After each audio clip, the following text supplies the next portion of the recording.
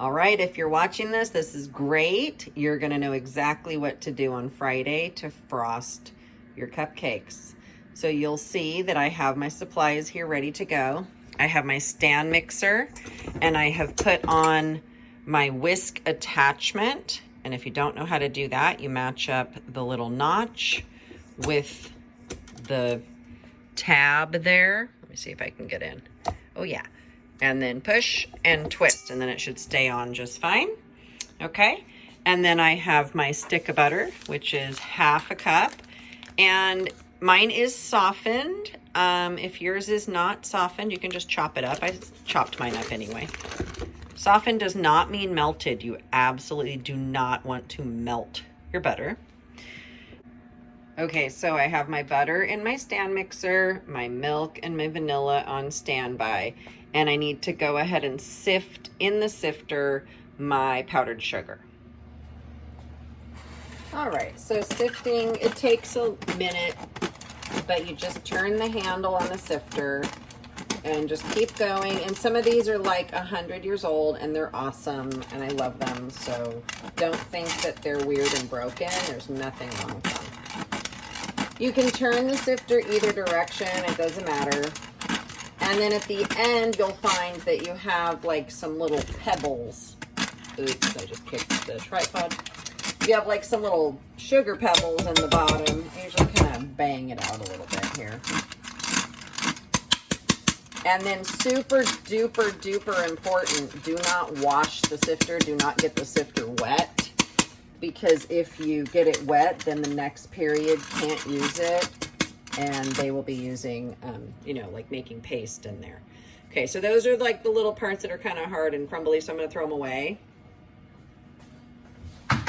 And then instead of cleaning the sifter, you just sort of take it over here and just bang a few times on the sink to get whatever's in it out. And then you put it away exactly how it is. Do not get it wet.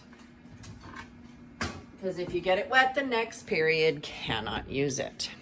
Okay, so now we're gonna go ahead and put our powdered sugar into the stand mixer with the butter. And we're gonna turn this on low and just let it do its thing for a few minutes. All right, and it's gonna take a few minutes for it to get mixed pretty well here. I would say the whole process should take about 3 to 5 minutes. Once you can see that it's pretty well combined, there's not like powdered sugar separate of butter, like they are kind of all mixed together, then you can go ahead and mix in your vanilla and your milk. And now we want to turn up the speed or it's just all going to get stuck in there.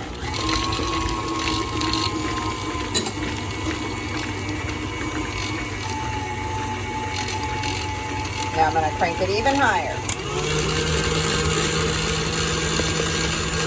And you'll see that it'll start to really combine.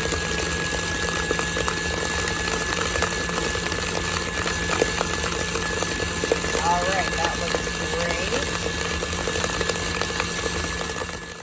All right, this is where things get pretty fun. We are going to take, you can see it's really fluffy and light, which is great. That's the texture that we're looking for, fluffy and light. We're gonna get what's in the whisk attachment here out by just sort of beating it on the edge of the bowl. Then it's a very important step, and you don't want to skip this, so people who don't watch the video will not know how to do this. You're going to take like, not very much, like maybe 1 solid spoonful of frosting. And then you're going to take a half teaspoon of red food coloring. Okay, so this is the stuff you're taking notes on. Uh-oh. And then don't do what I did. Don't blob food coloring all over the kitchen or it looks like a Halloween massacre. Okay, so we made a tiny bit, like 1/4 cup of red frosting here. But the bulk of our frosting is still white. okay? So really important that you don't dye all of it and that you don't dye none of it, because you need to have a lot of white and a little bit of red. So remember how we used the piping bag for our deviled eggs? Well, we're going to do the same thing. Put the piping bag in our cup. We're only piping our red frosting. Make sure you fold the piping bag over, because if you don't, you will have a messy top. Get all your red frosting into your cup like that. And then we're gonna squeeze this down to the bottom of the bag. Okay, about like that. And then we're actually gonna use our offset spatula this week. And we have 2 of these in each kitchen. So you're gonna find this guy here. And you're gonna frost your cupcakes. My cupcakes are not beautiful. Okay, I did not do a very good job. But you're gonna frost the cupcakes. Make sure you bake them for the full 20 minutes.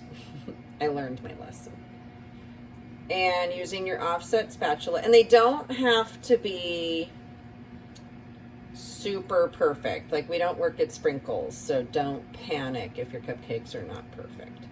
You just want to make sure that you get them coated. And remember, the reason this is a 2-day lab is because we can't frost a hot cupcake, or it'll just melt right off, because we just made buttercream frosting, and that is made out of butter. And that means that if we try to put it on a warm cupcake, it would just melt off like butter. Okay, so we're gonna frost our cupcakes, just really simple. The next step, we're gonna cut a very tiny tip here. We're not piping out deviled eggs this week, so a very small tip. Can you see how tiny that is? Okay, and then what we're gonna do is we're gonna start in the middle and make about 6 squiggly lines going out. And you guys, you know, we are all making the same type of cupcakes this week. They're all red velvet spooky eye cupcakes. At home, of course, you can make regular red velvet and not make spooky eyes. Then I'm gonna place my Lifesaver right there. And I'm gonna put my eyeball right there, and then you have yourself a spooky eye Halloween cupcake. Okay, so one more time. And you should be, you know, that's why we do the deviled eggs first, is so you can get kind of familiar with how the piping bag works.